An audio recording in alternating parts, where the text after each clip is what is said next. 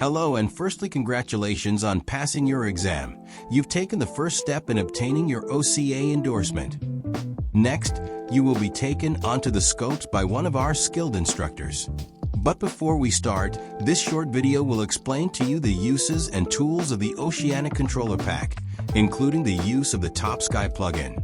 We will also have a look at the NatTrack website, which is used for the issuing and planning of aircraft wishing to enter the oceanic area. Before your session, please ensure that you have downloaded the latest stable version of the Euroscope pack from the Gander Oceanic website.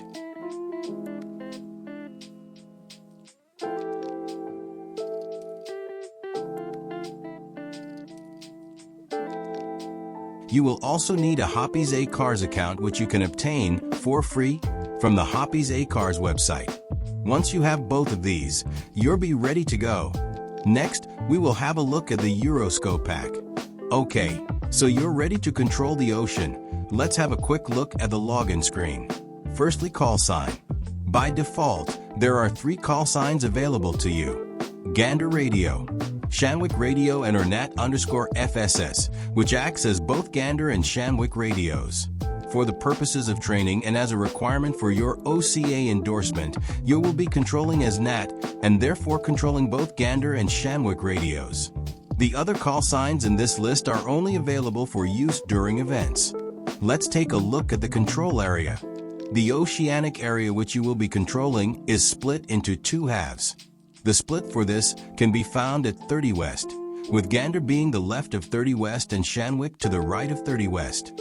As you will be controlling as both Gander and Shanwick radios, you will pronounce yourself as either Gander Radio or Shanwick Radio, depending on which side of the 30 West line the aircraft are. The north boundary of our oceanic sector is shown by the blue solid line to the top.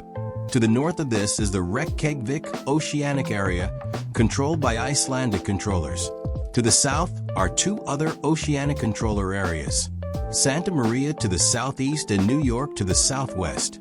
To the west of the scope is Canada, controlled domestically by Moncton Center. To the northeast is the United Kingdom, controlled by Scottish Control, and to the east is Ireland, which is controlled by Shannon Control. Moving towards the southeast is France and Spain. There are predefined transitional areas for both Canada and Ireland, which aircraft are transferred to domestic controllers. For Ireland, this is shown as a light green vertical line. For Canada, you need to be handing off the aircraft to Moncton around 30 miles before the oceanic exit point. Next, we will look at some of the functions of the plugins within the Euroscope pack. The first is called Euronet. Euronet obtains the latest valid real-world NatTracks and draws the tracks onto your scope.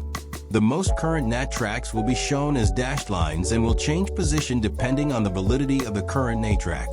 The 4 solid green lines are your historic Concorde routes, which will always stay as the same position. Moving on to Top Sky.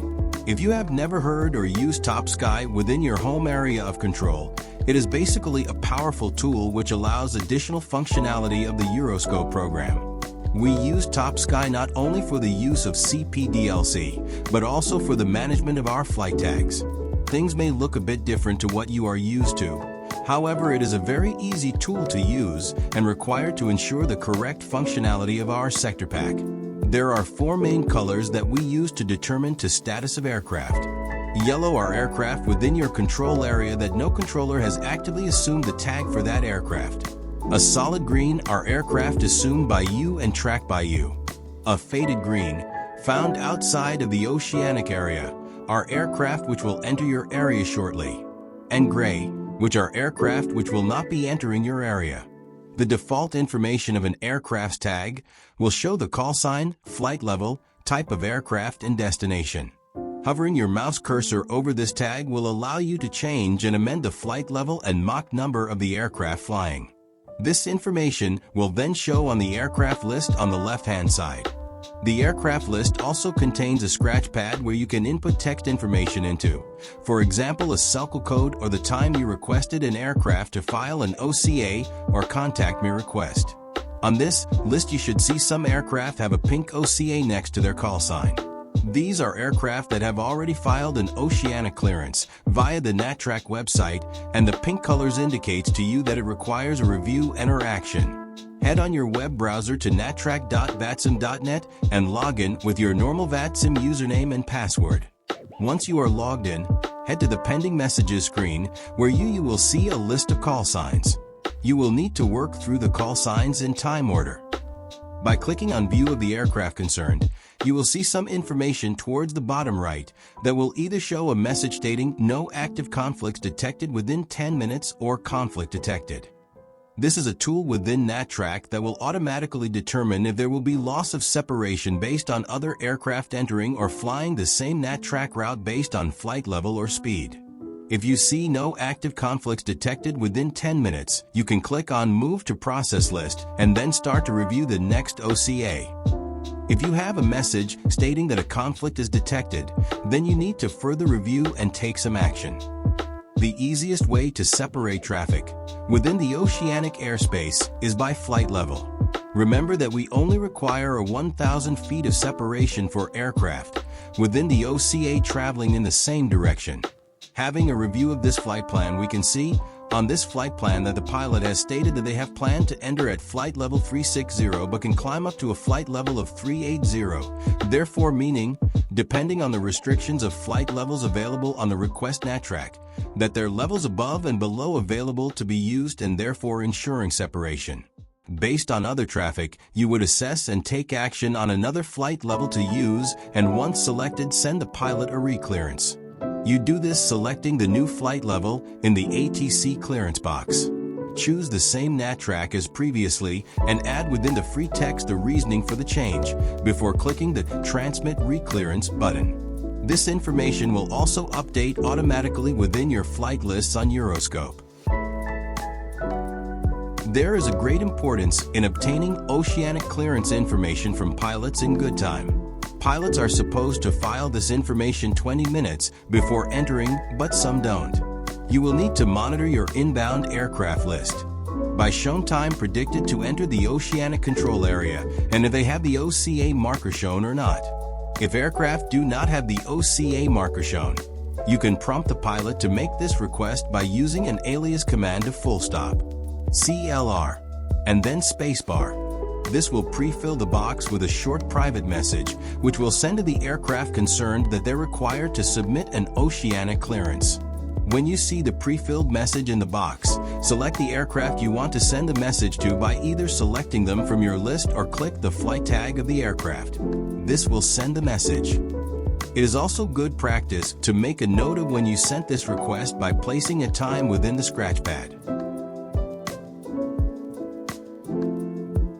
A way we can track aircraft that we have sent this request message to is use of the special highlight feature, which will highlight your selected aircraft's tag in blue. To do this, find the aircraft on your map, left-click on the aircraft's tag, and then in the drop-down menu, select X Highlight. This will remind you that you have requested an OCA from this aircraft, and it will also highlight in blue in your aircraft list. This also only highlights the aircraft to yourself without affecting any other controller who may have the aircraft within their own sector. Remember that scratch pad messages can be deleted or amended by other controllers who have control on the aircraft. Therefore, this feature is a good way of keeping on track of which aircraft you have already requested an oceanic clearance from and those that you haven't. The last feature we are going to showcase is the CPDLC functionality. If you have never used or seen CPDLC before, not to worry, it's quite simple. CPDLC stands for Controller Pilot Data Link Communications, a secure digital system for two-way communication between air traffic controllers and pilots that supplements voice communications. It reduces strain on busy radio frequencies by allowing controllers and pilots to send and receive messages via a data link. In short, this gives the ability to send and receive messages to and from pilots within our airspace. These include requests for a change in flight level and speed, also some predetermined responses to questions asked. The CPDLC is limited to just predefined response. Also, despite some aircraft having the facility to request oceanic clearance via CPDLC, this is something that is not currently supported within VATSIM and is automatically refused. To log into CPDLC, you will need your HOPPIS code and also to use the assigned 4-letter CPDLC code assigned to the controlling position. Before logging in, it is important that both the AutoConnect login as well as the DCT and AHDG buttons are grayed out. We do not accept login requests from aircraft outside of the OCA. When aircraft are logged in, we do not give headings or direct to waypoints at any time whilst in the OCA. Therefore, these are not available to used, and any aircraft message requests of this nature will be automatically refused. Your instructor will go through all of the CPDLC features during your live session. We hope that this video has given you some insight to oceanic controlling. You can review this video as many times as you wish. We strongly suggest that you re-review this video before your live session. When you are ready for your live session with one of our instructors, you will need to provide your availability within your dedicated Discord student chat topic. Thank you for your attention, and from all of the Gander Oceanic team, we are looking forward to seeing you on the scope soon.